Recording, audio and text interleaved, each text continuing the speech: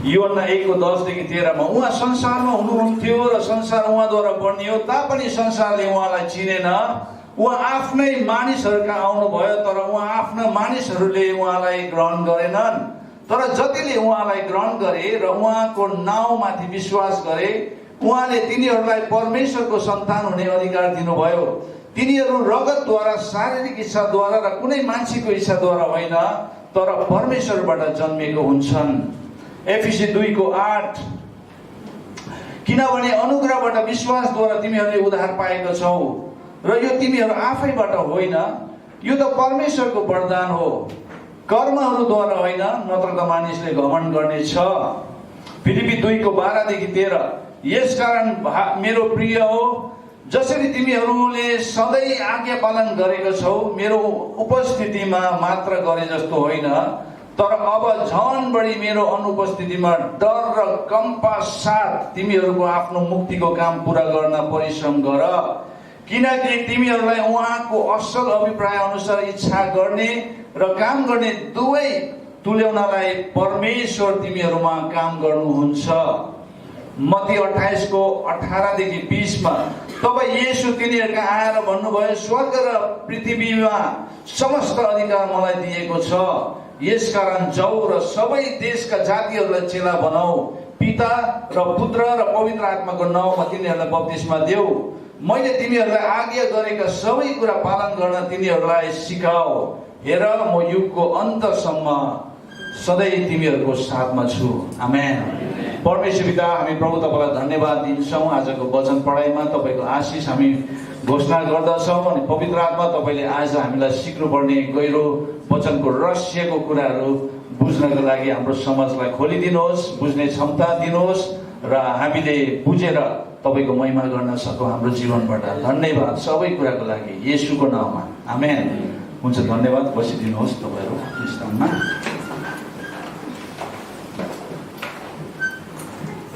येशू र उहाँको मण्डलीको अनुभव गर्नुहोस्। यो भनेको के होला भन्नुहोस् त?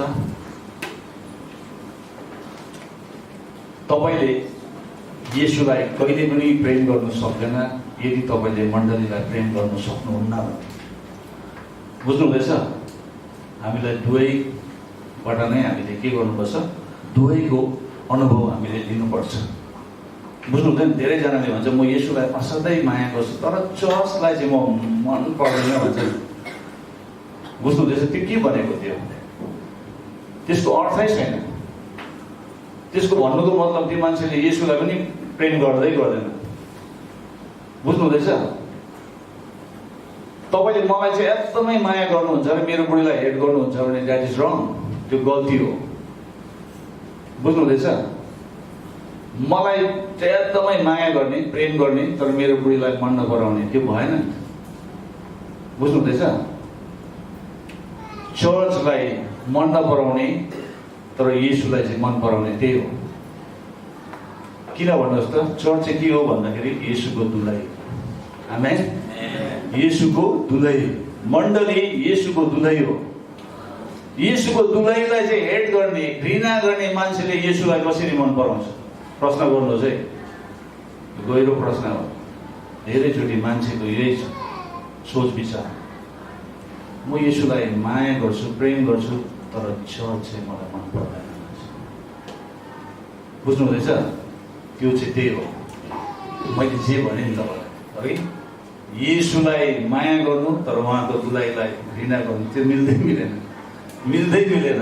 मलाई माया गर्ने तर मेरो श्रीमतीलाई घृणा गर्ने, त्यो पनि मिलेन। बुझ्नुहुँदैछ? र आज हामी विशेष यो थिमलाई, हामी सर्मन सिरिजलाई लिएर हामी अब 5 हप्तासम्म हामी जानेछौँ अनि 5 हप्तामा हामीले धेरै कुराहरू हामीले सिक्नेछौँ, अनुभव गर्नेछौँ। अनि हाम्रो प्रार्थना यही छ कि हामी सबैले नै येशू र उहाँको मण्डलीको अनुभव गर्नुपर्छ। बुझ्नुहुँदैछ? आमेन। साँचो चेलाहरू बनाएको हुन्छ, मात्र जन्मेको हुँदैन। True disciples are made. साँचो चेलाहरू चाहिँ बनाएको हुन्छ, जन्मेको मात्रै हुँदैन, बुझ्नु हुँदैछ? By birth they are not born as disciples. कतिले भन्छ नि अगुवाहरू चाहिँ जन्मिँदै अगुवा भएर जन्मेको हुन्छ भने गलत हो, बनाएको हुन्छ। आमेन, बनाएको हुन्छ। त्यसैले साँचो चेलाहरू बनाएको हुन्छ, मात्र जन्मेको होइन। यूहन्ना 1 मा हामीले यो कुरालाई बुझ्छ, हामीले जन्म प्राप्त गर्छौँ जो परमेश्वरबाट आउँछ। परमेश्वरबाट आएको जन्म चाहिँ हाम्रो शारीरिक जन्म पनि हो, बुझ्नु हुँदैछ?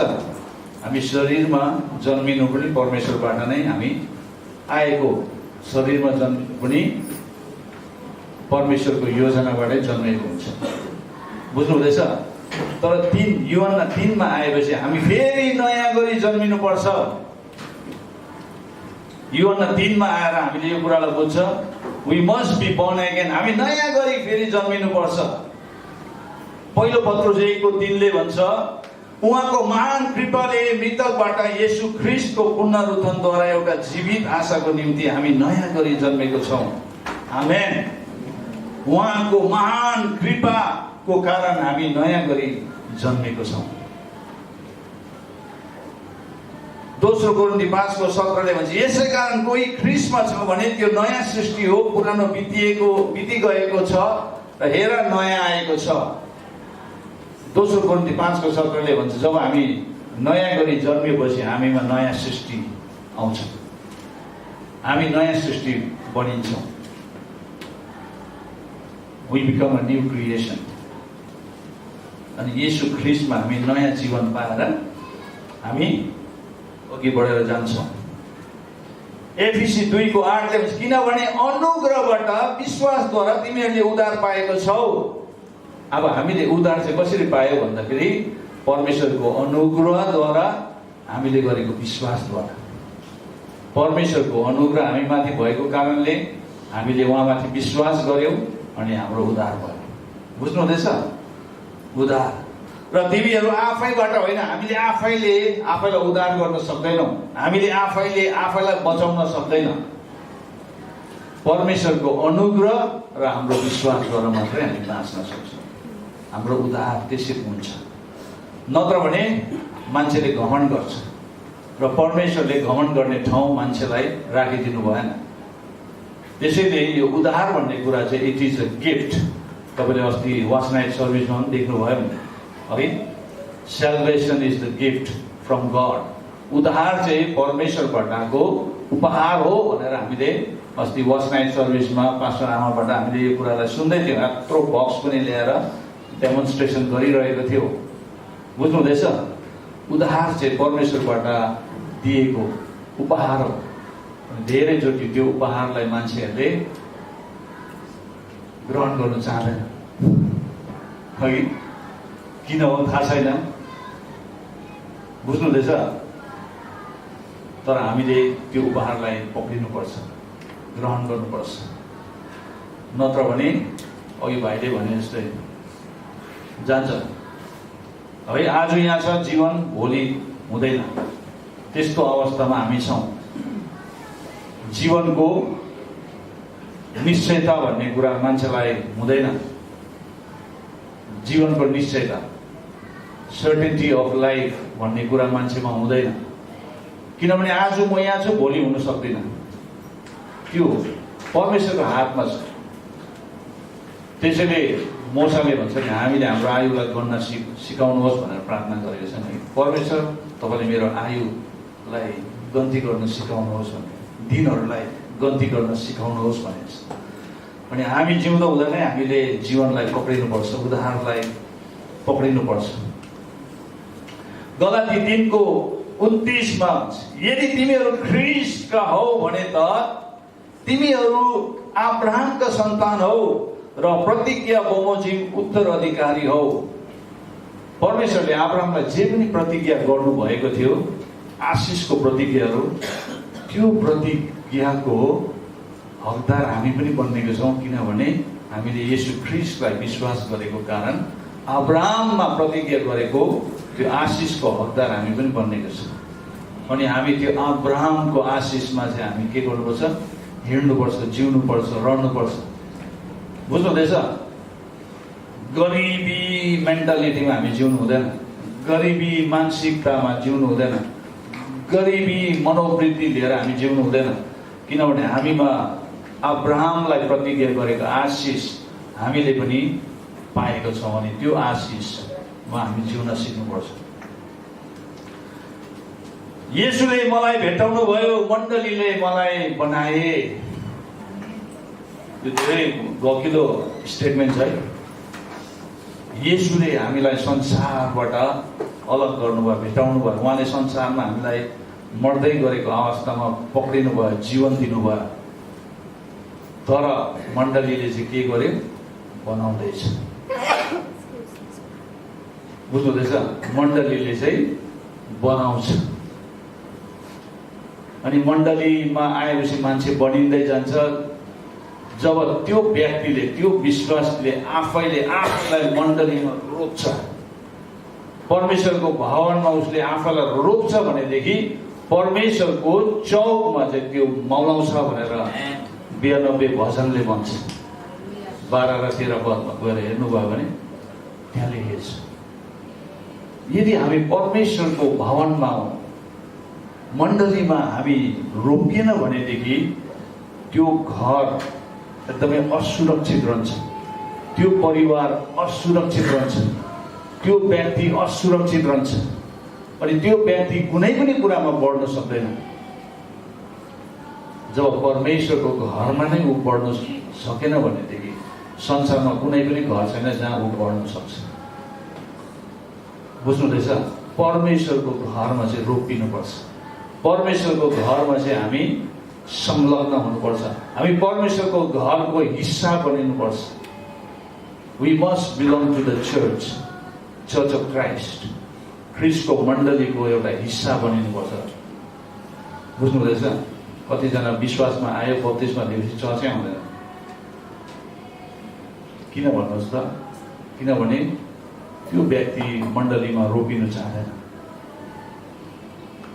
मण्डलीमा त्यो व्यक्ति रोपिन चाहन्छ जो परमेश्वरको आशिषमा ऊ बढ्न चाहन्छ, परमेश्वरको इच्छा र योजनामा ऊ अघि बढ्न चाहन्छ।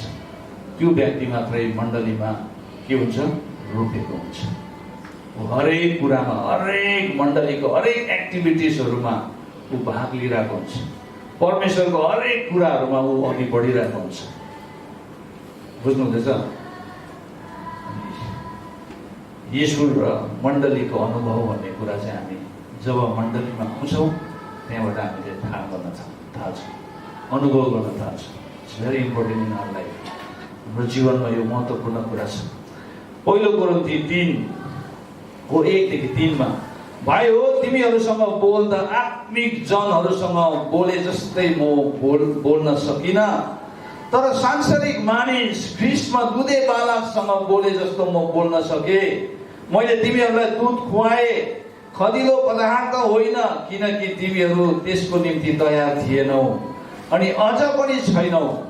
तिमीहरू अझै संसारिक नै छौ, किनकि जब तिमीहरूको बीच दाह र कहला छ त के तिमीहरू सांसारिक चालमा चल्ने साधारण मानिस जस्तो भएनौ र? कोरिन्थीको मण्डलीलाई पावलले भन्दैछ। पहिला मचिरहेको थियो, गडबडी मण्डली। कोरिन्थीको मण्डली एकदमै गडबड भएको मण्डली, अगुवापनको गडबडी, त्यहाँनिर बेविचारका कुराहरू, मूर्ति पूजाको कुराहरू, आत्मिक कुराहरूमा पनि एकदमै मभन्दा आत्मिक कोही छैन भन्ने प्रकारको है धेरैवटा कुराहरूमा त्यहाँनिर बहस भइरहेको अनि मण्डली भत्किन लागेको थियो। अनि त्यो मण्डलीलाई देखेर पावलले त्यही भन्दैछ, म तिमीहरूसँग बोल्दाखेरि चाहिँ आत्मिक जनहरूसँग बोले जस्तै म बोल्न सकिनँ। बुझ्नुहुँदैछ? धेरैचोटि हामी त्यस्तै हुन्छ है, त्यस्तै हुन्छ। धेरैचोटि मान्छेहरू डिमान्ड गर्ने हुन्छ नि, माग गर्ने हुन्छ नि, मलाई यो चाहियो, मलाई त्यो चाहियो, त्यो चाहियो। सानो सानो नानीहरूले पनि त्यसरी डिमान्ड गरिरहेको हुन्छ, हो किन? अनि हामीले त्यो नानीहरूलाई बुझ्नु पर्यो, किनभने यो नानी परिपक्वतामा आएको छैन, त्यसैले नचाहिँदो कुराहरूको डिमान्ड गरिरहेको छ भनेर हामीले बुझ्नु पर्यो। तर बुझ्नेहरूले त्यसरी माग्दैन। बुझ्नुहुँदैछ? बुझ्नेहरूले चाहिँ के भन्छ? मलाई यो चाहियो, मलाई त्यो चाहियो, त्यो चाहियो। सानो सानो नानीहरूले पनि बुझ्नुहुँदैछ? मेरो 3 जना नानीहरू छ, 3 जना नानीहरूमा सानो नानीले कोही कोही बेला डिमान्ड गर्छ, सानो छोराले है, मैले बुझ्नु पर्यो त्यो अझै पनि परिपक्वतामा छैन र यसको डिमान्डलाई हामीले पुरा गरिदिनुपर्छ। तर ठुलो ठुलोहरूले त्यसरी गर्दैन, किनभने उनीहरूले बुझ्दैछ दे नो। अनि मण्डलीमा पनि त्यस्तो हुन्छ, परिपक्वतामा आइसकेकोहरूले त्यस्तो गर्दैन, छ्याङ गर्दैन।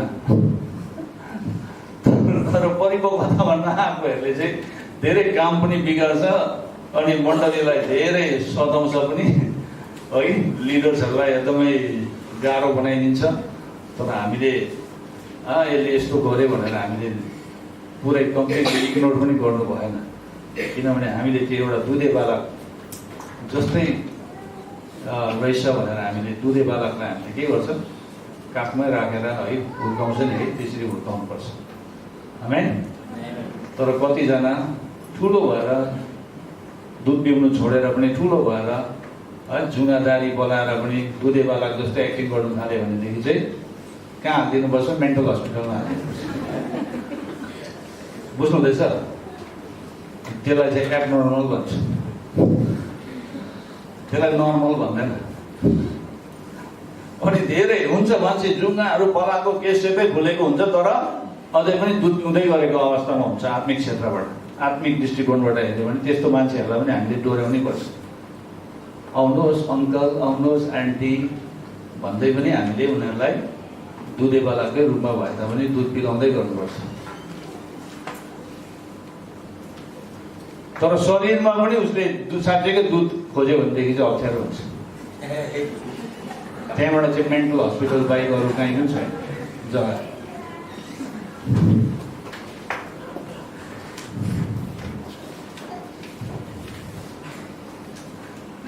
चेलापन भन्ने कुरा चाहिँ पूर्ण जीवनको तालिम हो। चेलापन चाहिँ एकै दिनमा तयार हुँदैन, it is a life long process. यो त जीवनभरि नै चलिरहने प्रक्रिया हो, सिक्नुपर्ने कुरा। अनि मलाई अस्ति मामाले फोन गर्नुभयो त जैनौबाट, अनि मेरो त छोरीहरूले बप्तिस्मा नै लिएको छैन, भानिजको बहिनीहरूले बप्तिस्मै लिनु मान्दैन, 24 वर्ष 25 वर्ष पुगिसक्यो भनेर भन्नुभयो। अनि बप्तिस्माको अर्थै बुझेको छैन होला नि त? होइन नि, बुझिसक्यो नि। अब बप्तिस्मा लियो भनेदेखि चाहिँ केही गर्नु हुँदैन अरे नि त परमेश्वरको विरुद्धमा, त्यसले गर्दा डराउँछ उनीहरू भनेर। बाइबलमा कहाँ लेखेको छ भनेको? बाइबलमा कहाँ लेखेको छ बप्तिस्मा गरेपछि केही गर्नु हुँदैन परमेश्वरको विरुद्धमा भनेर? कहाँ लेखेको छ? बप्तिस्मा त हाम्रो विश्वासको एउटा घोषणा हो, हामीले गरेको विश्वासको डिक्लरेसन हो, हामीले येशूलाई विश्वास गर्छ भन्ने कुराको प्रमाण हो बप्तिस्मा। बुझ्नुहुँदैछ? प्रेरितको पुस्तकमा हेऱ्यो भनेदेखि 3000 मान्छेले जुन दिन विश्वास गरे त्यही दिन नै पानीको बप्तिस्मा लिएको छ। फिलिपले इथियोपियन अफिसरलाई रथमा जाँदै गर्दाखेरि उत्रेर पानी दिए, त्यहाँ तिनै बप्तिस्मा दिइहाल्यो। ती विश्वास गरे, ती बप्तिस्मा दिइहाल्यो। बप्तिस्मा भन्ने कुरा लामो समयसम्म तन्काएर राख्नु पर्दैन। मान्छेले भन्छ बप्तिस्मा दिएपछि चाहिँ एकदमै स्वर्गदूत जस्तो भएर जिउनु पर्छ अरे, त्यसले गर्दा हाम्रो त पखेटा पनि पलाएको छैन, स्वर्गदूत जस्तो कहाँ हो? अब येशू आउने बेला भइसक्यो, कहाँ गयो? अब स्वर्गदूत जस्तो हुने कुरो कोसिस गरिरहेको हुन्छ। मान्छेहरू बप्तिस्मा लिएर आमामा पास्टर काम गरेर ठुल्ठुलो चर्च प्लान्टिङहरू गरेर पनि कोही बेला लड्छ, पछारिन्छ। त्यो चाहिँ के हो? त्यो बप्तिस्माले चाहिँ हामीलाई परिपक्वतातिर लान्छ भन्ने होइन। बप्तिस्माले चाहिँ कहिले पनि परिपक्वतातिर लाँदैन। बप्तिस्मा चाहिँ हाम्रो विश्वासको घोषणा हो।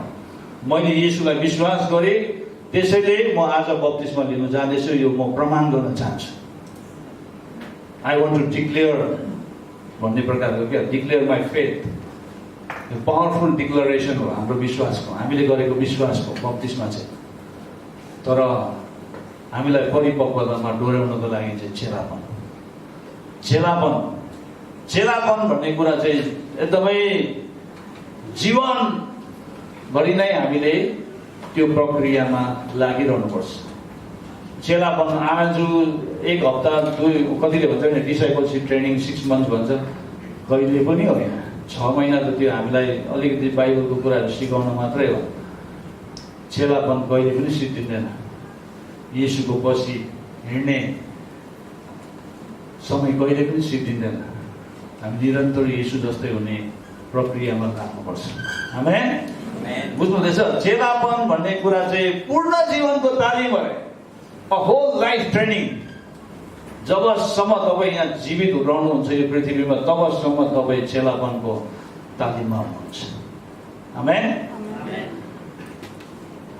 पहिलो तिमोथी 4:7 train yourself to be godly भन्छ। भक्तिहीन र अर्थहीन कथाहरूदेखि एकदमै अलग बस। बरु आफैलाई भक्तिमा के देऊ अरे? तालिम देऊ। आफैलाई भक्तिमा तालिम देऊ। भक्तिमा तालिम दिने कुरा कहिले पनि अन्त हुँदैन। हामी जहिले पनि त्यो तालिममा हामी रहिरहनुपर्छ। त्यो तालिम हामीले गरि नै रहनुपर्छ। Discipleship trainings will not end. It will end only when our life ends in this earth. यो पृथ्वीमा जब हाम्रो जीवनै अन्त हुन्छ नि, त्यतिखेर मात्रै चेलापनको तालिम पनि सिद्धिन्छ। त्यहाँबाट हामी सिद्धतामा प्रवेश हुन्छ। आमेन। पर्फेक्सनमा हामी प्रवेश हुन्छ। एफिसी 5:1 भन्छ, यसकारण तिमीहरू प्रिय बालकहरू झै परमेश्वरको देखासेखी गर्नेहरू हौ। शाहरुख खानको देखासेखी होइन, अरू को छ अहिले यहाँ? विजयको देखासेखी होइन, तर हामीले कसको देखासेखी गर्नुपर्ने रहेछ? परमेश्वरको, येशू। जिजस चाहिँ हाम्रो इमिटेटर। जिजसलाई चाहिँ हामीले इमिटेटर बनाउनु पर्छ। बुझ्नुहुँदैछ? येशू परमेश्वरको देखासेखी गर्ने हामी हुनुपर्छ। एफिसी 4:22 भन्छ, तिमीहरूको पुरानो स्वभाव त्याग र आफ्नो भित्री वर्तमा नयाँ हो भन्छ। Take out the old, put on the new. पुरानो कुरालाई हटाएर नयाँ पहिरिनु। बुझ्नुहुँदैछ? सबै डिसाइपलशिप भित्र आउने कुराहरू। फिलिपी 2:12 डर र कम पश्चात तिमीहरूको आफ्नो मुक्तिको काम पूरा गर्न परिश्रम गर। Work out your salvation with fear and trembling भनेको छ इङ्ग्लिसमा चाहिँ। हामीले हाम्रो सेल्भेसन, हाम्रो उद्धारलाई चाहिँ हामीले डर र कम पश्चात के गर्नुपर्छ? पूरा गर्नको लागि परिश्रम गर्नुपर्छ। परिश्रम। हामीले बिहानै हाम्रो शरीरलाई उठाउनुपर्छ अनि उठाएर प्रार्थना गर्नुको लागि हामीले शरीरलाई अगुवाई गर्नुपर्छ प्रार्थनामा। त्यहाँबाट बाइबल स्टडीको लागि हामीले समय राख्नुपर्छ। येशूबाट हामीले केही कुरालाई सिक्नुपर्छ, सुन्नुपर्छ, पवित्र आत्माले के भन्नुहुन्छ। आज बिहानै मलाई वर्ल्ड भिजनको डाइरेक्टरको वाइफ श्रीमती आन्टी भन्छु म, अनि उहाँले मलाई टेक्स्ट गर्नुभएको थियो। मेरो घरको छिमेकी विश्वासी हो, उसको बाबालाई उनीहरूले साह्रै माया गर्ने छोराछोरीहरू, अनि हामी सबैले एन्करेज गऱ्यौँ बाबा जिउँदो हुन्छ मर्दैन भनेर, तर मर्यो, प्रभुमा सुत्यो। अनि उनीहरू एकदमै के भयो, तोडिएको छ। अब मैले गएर के भन्नु भन्दै थिएँ, बुझ्नुहुँदैछ? अब के भन्नु मैले भने, पवित्र आत्मालाई सोध्नुहोस्। सिम्पल, पवित्र आत्मालाई सोध्नुहोस्। पवित्र आत्माले वचन दिनुहुन्छ अनि त्यो वचन गएर बोल्नुहोस्। हामीले के गर्न सक्छ? हाम्रो सोचाइ, हाम्रो थट्स, हाम्रो विचार परमेश्वरसँग मिल्दैन। मिल्छ? उहाँले काम गर्ने तरिका, उहाँको तरिका नै अर्कै छ। धेरैचोटि हामीले हाम्रै ज्ञान र बुद्धि चलाउनु खोज्छ, हुँदैन। हामी परमेश्वरको ज्ञान र बुद्धिमा भर पर्नुपर्छ। परमेश्वरले सही शब्दहरू सही समयमा दिनुहुन्छ। त्यसैले गर्दाखेरि हामी क्यान्सर रोग लागेको, डरलाग्दो रोग लागेको मान्छेहरूलाई हामी गएर प्रार्थना गरिदिन्छ, अरू काम चाहिँ प्रभुले गर्नुहुन्छ। अनि त्योभन्दा अगाडि चाहिँ हामीले एउटा कुरा चाहिँ भन्नु बिर्सिनु हुँदैन जहिले पनि, यो शरीर यो जन्मेपछि यो शरीर माटोमा जानै पर्छ, तर माटोमा जानुभन्दा अगाडि यो शरीरभित्र भएको आत्माले चाहिँ जीवन पाउनुपर्छ। अनि त्यो आत्मा चाहिँ येशूमा पुग्नुपर्छ। त्यसैले पावलले भन्छ नि, मेरो लागि जिउनु चाहिँ ख्रीष्ट हो भनेदेखि मर्नु चाहिँ मेरो लागि लाभ हो। आमेन। मृत्युले हामीलाई जित्दैन, बुझ्नुहुँदैछ? मृत्युले हामीलाई जित्दैन। मृत्युको खेल उहाँले निकालिसक्नु भएको छ। हामी मर्नु नै हाम्रो लागि भलाइ हो। हामीले यो संसारको दुःख कष्टहरू हामीले सामना गर्नु पर्दैन।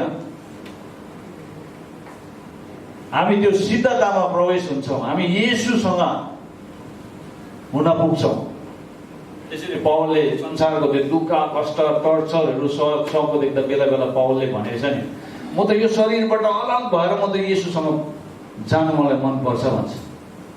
तर येशूले जुन कामको लागि मलाई पक्रिनु भएछ त्यो काम पुरा नगरी म जान सक्दिनँ पनि भन्छ।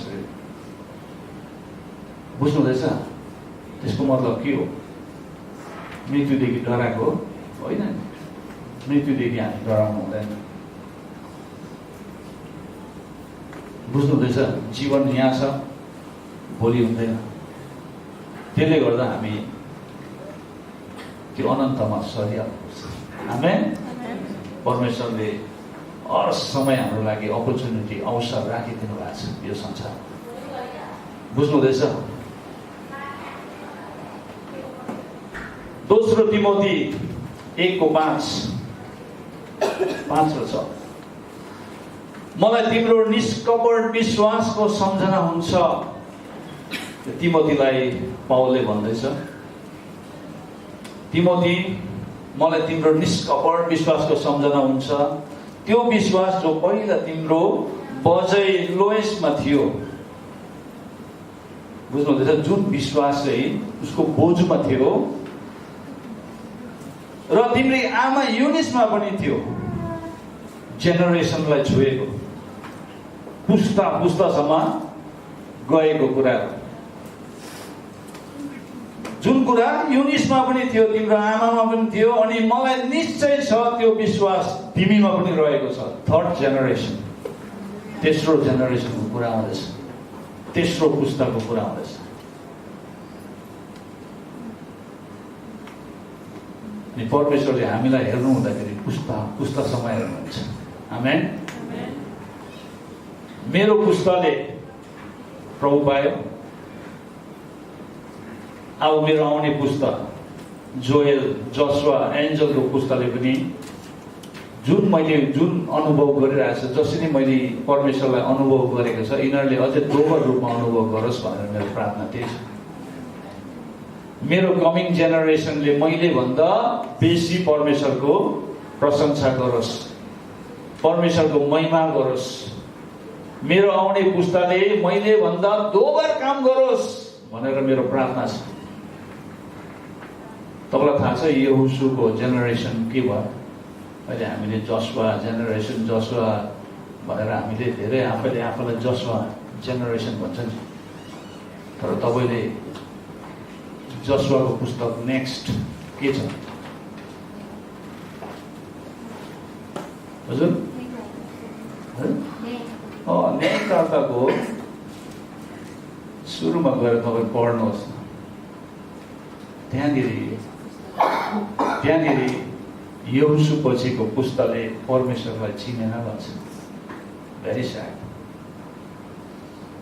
यहोशूको पालोमा यति डरलाग्दो आश्चर्य कर्महरू भयो, यति बेसी आशिष भयो। उनीहरूले परिश्रम नगरेको देश, परिश्रम नगरेको कुराहरू उनीहरूले पाए।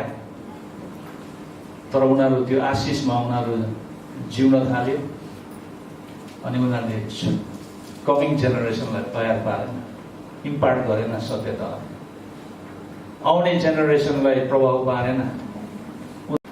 परमेश्वरको भवनमा हामी रोपिनुपर्छ। आमेन। जबसम्म हामी परमेश्वरको भवनमा रोपिँदैन तबसम्म हामी उहाँको चौकहरूमा हामी मौलाउन सक्दैनौँ। We cannot flourish in his courts. त्यहाँबाट 7औं चाहिँ अरूहरूलाई येशूको चेलाहरू बनाउनु। यो 7वटा चरणहरूमा तपाईँले आफूलाई कुन चरणमा भेटाउनु भयो? दोस्रो चरणमा वाटर ब्याप्टिजम गरेर मजाले बसिरहेछ। कस्तो मजा आयो त्यतिखेर, पानी पनि अलिअलि नुनिलो पानी पनि पिएँ मैले त्यो दिन भन्दै त्यही अनुभवमा बसिरहेको थियो। हजुर, अन्त समुद्रमा पास्टर बाउले मलाई त्यो टाउकोमा पक्रेर डुबाइदिए कि नाकबाट पानी पसेर मुखबाट पानी पसेर भन्दै त्यही अनुभव लिएर बसिरहेको छ क्या। हजुर, कि तपाईँ पवित्र आत्माको बप्तिस्मामा पनि तपाईँ पुग्नुभयो। तेस्रो चरणमा पुगेर त्यहाँबाट 4औं चरणमा गएर परमेश्वरसँग सम्बन्ध बलियो बनाउँदै परमेश्वरलाई नै आफ्नो जीवनको प्रभु बनाएर अघि बढिरहनु भएको छ कि तपाईँ घरमा रोकिनु भएको छ कि परमेश्वरको घरमा? त्यहाँबाट 7औं चरण चाहिँ तपाईँले अरूलाई चेला बनाउने काममा तपाईँ लागि पर्नु भएको छ कि तपाईँले आफूलाई कुन चरणमा भेटाउनु भयो? यदि तपाईँ त्यो चरणमा छ भने अब नेक्स्ट चरणमा म जान्छु। यो वर्षमा चाहिँ म एटलिस्ट 2 अथवा 3वटा चरण चाहिँ म पार गर्छु भनेर तपाईँले सोच्नुहोस्। त्यही लागि यो वर्ष चाहिँ विश्वासको वर्ष भनेर तपाईँले आफैलाई त्यो कुरामा विश्वास गर्नुहोस् अनि परमेश्वरमाथि विश्वास राख्नुहोस्। परमेश्वरले यो चरणदेखि यो चरणमा मलाई लानुहुन्छ, म पुग्ने छु भन्ने कुरामा आउनुहोस्। आमेन। के तपाईँ येशू ख्रीष्टको चेला हुनुहुन्छ? 3वटा प्रश्न। दोस्रो प्रश्न, उहाँको मण्डलीमा तपाईँलाई कसले चेलापनमा डोर्याउँदैछ? यो मण्डलीमा तपाईँलाई कसले चेलापनमा डोर्याइरहेको छ? प्रश्न नम्बर 3, तपाईँले कसलाई चेलापनमा डोर्याउनु हुँदैछ? 3वटा पावरफुल प्रश्न, शक्तिशाली प्रश्न छ। के तपाईँ येशू ख्रीष्टको चेला हुनुहुन्छ? पहिला त हामी येशूको चेला बनिनु पर्यो। यदि हजुर म येशू ख्रीष्टको चेला हो भनेपछि तपाईँलाई कसले चेलापनमा डोर्याउँदैछ? तपाईँले त्यो व्यक्तिको नाम लिनु सक्नु पर्यो। मलाई यो व्यक्तिले चेलापनमा डोर्याउँदैछ, यो व्यक्तिले मेरो जीवनमा गहिरो गहिरो प्रश्नहरू गर्छ अनि त्यो प्रश्नको उत्तर पनि म दिन्छु। यो व्यक्तिमाथि म आफैले आफूलाई जवाबदेहीको रूपमा मैले राखेको छु भनेर तपाईँले भन्नु सक्नु पर्यो। किनभने मेरो पनि पास्टर छ, मैले पनि त्यो पास्टर प्रति जवाबदेही म पनि बन्नुपर्छ, एकाउन्टेबल हुनुपर्छ अनि मेरो कमजोरीमा मैले त्यो पास्टरलाई फोन गरेर प्रार्थना गरिदियो भन्नु सक्नुपर्छ। म जस्तो पास्टर कोही छैन, मलाई कोही पनि चाहिँदैन भने द्याट इज डेन्जरस। त्यो खतरा हो। Every pastor needs pastor, every leader need leaders. बुझ्नुहुँदैछ? सबैलाई के चाहिन्छ? येशू चाहिन्छ। सबैलाई घर परिवार चाहिन्छ। यो हाम्रो मिसन स्टेटमेन्ट हो। त्यसरी नै सबै पास्टरलाई पनि पास्टर चाहिन्छ, सबै लिडर्सहरूलाई पनि लिडर्स चाहिन्छ। आमेन। र तपाईँले कसलाई चाहिँ चेलापनमा डोर्याउनु हुँदैछ? हामी सबैजना आफ्नो स्थानमा खडा हुनेछौँ र यो 7वटा चरणलाई मनन गर्दै विचार गर्दै हामीले आफैलाई यो दिनहरूमा के गर्दैछौँ, हामीले हाम्रो जीवनलाई कसरी अघि बढाउँदैछौँ त्यो कुरामा हामी मनन एकदमै सोचौँ। मण्डली, हामीले आफैलाई अघि बढाउन सक्छौँ अनि येशू बाहेक हामीले केही पनि गर्न सक्दैनौँ।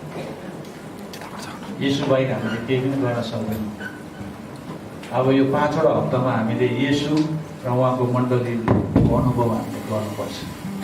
हप्ताभरि आज सुनेको वचनलाई मनन गर्नुहोस्। गएर तपाईँले आफ्नो एकान्तको समयमा बसेर मनन गर्नुहोस्। यो कुरालाई मेडिटेट गर्नुहोस्।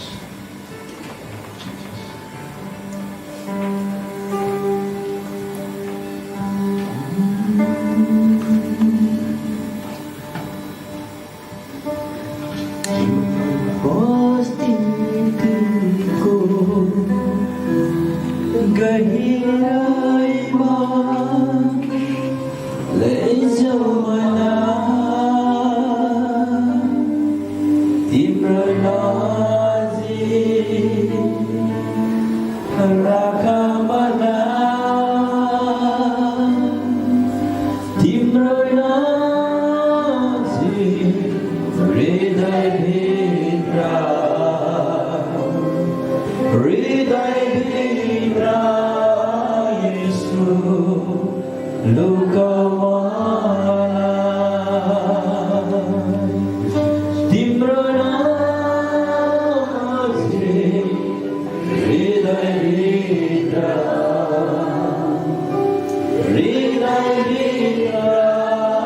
येशू